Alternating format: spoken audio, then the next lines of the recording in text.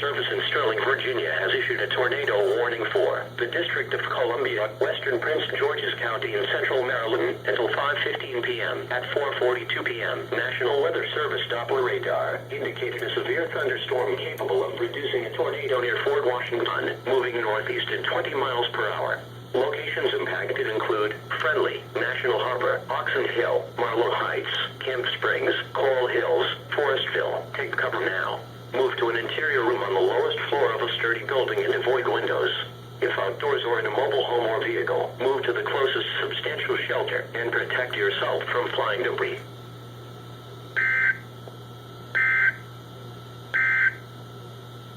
The National Weather